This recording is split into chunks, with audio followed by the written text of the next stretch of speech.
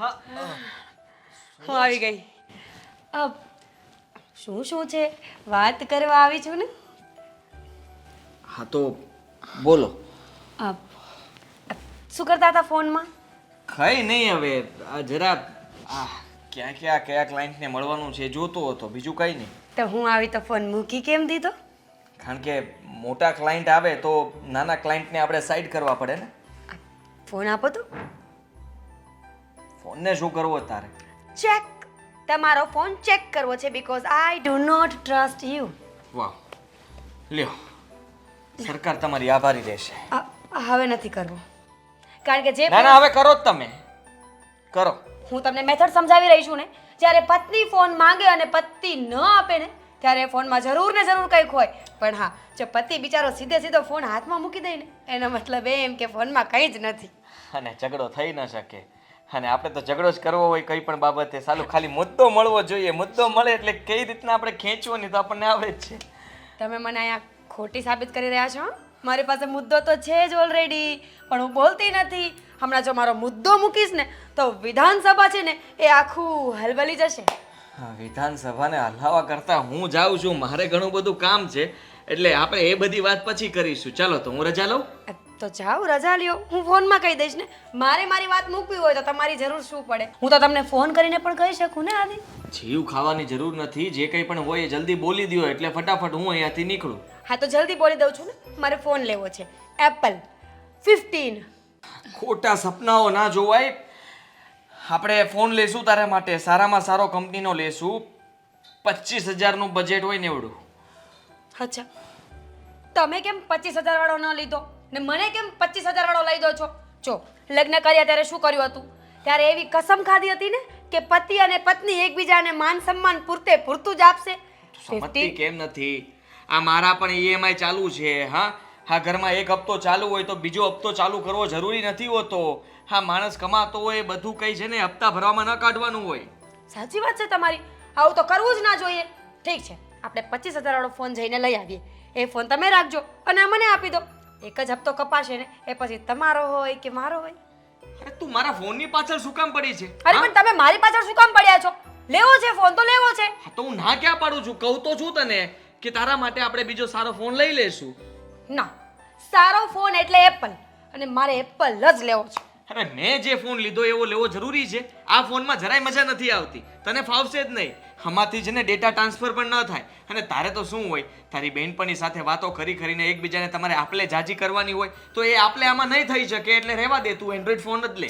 હાદી, મેં એના માટે છે ને પ્રી પ્લાનિંગ બીજું કરીને રાખ્યું છે. મારી પાસે બીજો રસ્તો છે.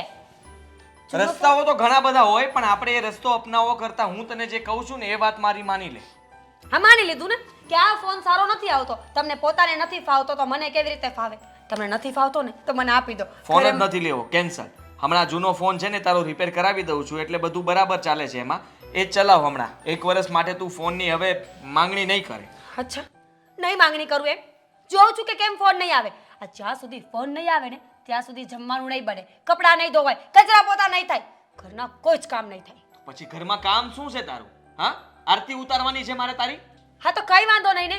કોણ કહે છે કે મારી આરતી ઉતારો? અને આમ પણ આરતી તો મારે પણ તમારી નથી ઉતારવી. તો બેટર ને કે હું અહીંયા રવ જ નહીં, મારા મમ્મીના ઘરે જતી રહું. આ કેવી વાત કરે છે તું? તને જરાય શરમ નથી આવતી? શરમ? મને શરમ તો તમને આવી જોઈએ ને. પોતાનો ફોન માંગ્યો તો કેટલો ગુસ્સો આવે છે ને મારા ઉપર. અરે એક ફોન તો માંગ્યો તો લુખેશ. હા, લુખેશ, સાવ લુખેશ. અને તું તો મારા કરતા પણ મોટી લુખેશ. બસ હું તને ફોન નથી લઈ આપવાનો ને મારા ફોનની પાછળ તું ના પડતી. અને એના માટે થઈને તું જો ઘર છોડીને જવાની વાત કરતી હોય તો સાવ વાત તારી ખોટી છે. અને હું તો તમને શ્રાપ આપું છું કે આગલા 15 દિવસમાં તમારો ફોન જ તૂટી જશે. નેટ નહીં આવે, બેલેન્સ પણ નહીં થાય. અરે ઘર માટે હંમેશા સારું વિચારવું જોઈએ. આ પત્ની જો કે દુશ્મન એ ખબર નથી પડતી, કોઈ દિવસ સારું નથી વિચારતી. મારી પાસે કઈ પણ વસ્તુ આવે એ તને નથી ગમતું.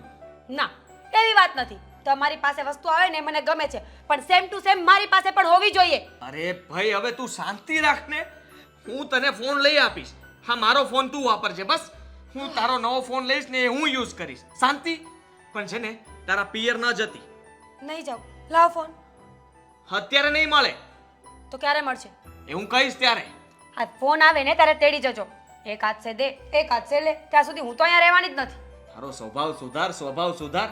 આવો સ્વભાવ લઈને ત્યાં જઈશ ને તો ત્યાં પણ ઝઘડા કરાવીશ. બીજું કંઈ તને આવડતું નથી. ઓ તમે મને શીખવાડશો કે મારે ક્યાં કેવી રીતે રહેવાનું? અરે મારા બાપનું ઘર છે, હું ત્યાં ગમે તેમ રહું, તમારે શું? હા, ત્યાં ભાઈ અને ભાભીને કોઈને શાંતિ તો નહીં લેવા દે. કારણ કે એ લોકોને જો સંપીને રહેતા જોઈ જઈશ ને તો તને ગમશે નહીં. સાલું આ લોકો ઝઘડતા કેમ નથી? અરે ઝઘડવું જોઈએ ને. એટલે ત્યાં પણ ઝઘડો ઊભો કરીશ. એના કરતાં અહીંયા પડી રહે, તારો ફોન આવી જશે. ઝઘડો ઊભો કરીશ ને? હવે તો જવું જ છે. હું જોઉં છું કે કેવા ઝઘડા ઊભા થાય છે. આ તમે છે ને મને બદનામ કરવાની પાછળ તમારો જ હાથ છે. બદનામ તો તું છે જ મારા માટે, પણ આ ઘરમાં રહી છે ને તો સારું છે કે ઓછી બદનામી થાય છે. આ દિવાલના ખૂણાને પણ ખબર છે કે તું કેટલું બોલે છે, તું કેટલો ઝઘડો કરે છે. હા, દિવાલના ખૂણાને તમારી તો ખબર જ નહીં હોય ને કે તમે શું કરો છો એમ. નહીં, કારણ કે હું કંઈ કરતો જ નથી. હું તો ચૂપચાપ બેઠો જોઉં છું. શરૂ આપણે કરો છો અને પૂરું હું કરું છું. પતી ગયું ને તમારું. હવે લેક્ચર નથી સાંભળવું. જાઉં છું મારા પપ્પાના ઘરે. ફોન આવે ને ત્યારે આવીને લઈ જજો. અરે મારી વાત માન હો, રેવા દે કહું છું. આ પડદાવાળાને કેટલી વાર કહ્યું કે સરખા પડદા તું સીવીને દે, પણ સમજતા જ નથી ને. હું કહેવાનું ને હું નહીં, કાંઈ સમજાતું નથી. હવે બા આવશે ને તો પાછા મને વળશે કે આવા કામ કરે ને તેવા કામ કરે. આમે એમને મારા પર દાંત તો હોય જ છે. એટલે એ રીચા હા હા બા, હું કહો છો બોલો ને. આલે આ દોરો બાંધ અને થોડાક જ વખતમાં આપણા ઘરે પારણું ઝૂલવાનું થશે. બા તમે સમજતા કેમ નથી? અને પહેલાં તો મને એમ કહો કે આ દોરો તમને આપ્યો કોણે? મારી ફઈની દીકરીએ એ મંત્રાવીને લાવી છે અને આપ્યો છે. અને એણે એમ કીધું છે કે આ એને બાંધજો અને રોજ સવારે એક થાળીમાં ભાત બનાવીને લીમડાના મૂળમાં નાખજો, એટલે થોડાક જ દિવસમાં તમારે ખુશ સમાચાર આવશે. જુઓ બા, મારે તમારી કોઈ વાતનો વિરોધ નથી કરવો, પણ હું એમ કહું છું, અમારા લગ્નને આટલા વર્ષો નીકળી ગયા, હજી સુધી અમને સંતાન નથી થયું, તો હવે શું થવાનું? અને હું ભગવાનમાં માનું છું, મને કોઈ એવું એ નથી કે શ્રદ્ધા નથી ભગવાનમાં. હું ભગવાનમાં બહુ જ માનું છું, પણ બા હા દોરા ધાગા એ બધું છે ને એ અંધશ્રદ્ધાનું કામ છે. અંધશ્રદ્ધા? આ મારા ફઈની દીકરીએ જેટલાના ઘરે બાળકો નહોતા થતા એ લોકોને બાંધ્યા છે ને બધાને ત્યાં અત્યારે 2-3 બાળકો રમે છે, તો એ ખોટા હોય? અરે બા હું એમ નથી કહેતી. હા, આ જે મોકલાવ્યું છે એ વ્યક્તિ પણ ખોટું નથી, અને એની લાગણી અને પ્રેમ પણ મારા માટે ને આપણા ઘર માટે સાચો જ હશે. પણ હું નથી માનતી બા, કારણ કે વિચાર તો કરો, આટલા વર્ષો થઈ ગયા, પથ્થર એટલા દેવ પૂજ્યા, કેટલી દવાઓ કરાવી, છતાંય જો બાળક ન થાય એટલે એમ સમજવું કે બાળક શું અમારા નસીબમાં નથી? ના, એવું નથી. પણ તું જ આળસુ છે અને તું જ એવું ઈચ્છે છે કે આપણા ઘરમાં બાળક આવે જ નહીં તો આટલા વર્ષો થઈ ગયા તે ક્યારેય કાંઈ પ્રયત્ન કર્યા? જેટલા પાણા એટલા પીર કર્યા ને એ બધા મેં કર્યા. તું દરેક વખતે ના પાડતી રહી અને હું એ બધું કરતી રહી. પણ હવે બસ, હવે બહુ થયું. હવે મારાથી રાહ નહીં જોવાય. બધા મને મેણા મારે છે કે હજી સુધી કેમ તમારા ઘરે પારણા નથી બંધાતા? બા શરૂઆતમાં તો હું તમે કહેતા હતા એ બધું જ કરતી ગઈ, પણ પછી હવે મારી પણ ધીરજ ખૂટી ગઈ છે. અને જુઓ, એવું ન હોય કે ભગવાને બધાના નસીબમાં સંતાન લખ્યું જ હોય. કદાચ અમારા નસીબમાં બાળક નહીં લખ્યું હોય એટલે અમને બાળક ન થયું. હવે આ વાતને આટલું બધું આગળ વધારીને રોજ ઘરમાં ઝઘડા કરવા અને આવા કેટલા દોરા ધાગા બાંધ્યા છે. જુઓ બા, તમે આ હાથ જુઓ મારો, હા આટલા દોરા તો પહેલેથી તમે બંધાવ્યા છે, અને પછી તમે જાતની વીંટીઓ બનાવીને લાવો છો, જાતનું કહો છો, ઘડીકમાં આ વ્રત કરો, ઘડીકમાં પેલું, અને હું બધું જ કરું છું દિલથી. પણ બસ હવે મને આ બધું અંધશ્રદ્ધા જેવું લાગે છે. ના, જો તારી ધીરજ ખૂટી ગઈ હોય ને ત્યાંથી મારું કામ ચાલુ થાય છે. બસ આ બાંધ, ભલે આટલું બાંધ્યું અને ન મળ્યું ને, હવે આ બાંધ. આનાથી તો ચોક્કસ જ આપણા ઘરમાં ખુશખબર આવશે, પારણું ઝૂલશે. લે. ના બા, આ વખતે હું તમારી વાત નહીં માનું. તમને એમ લાગશે કે હું તમારી વાતનો વિરોધ કરું છું, પણ નહીં બા, હવે નહીં.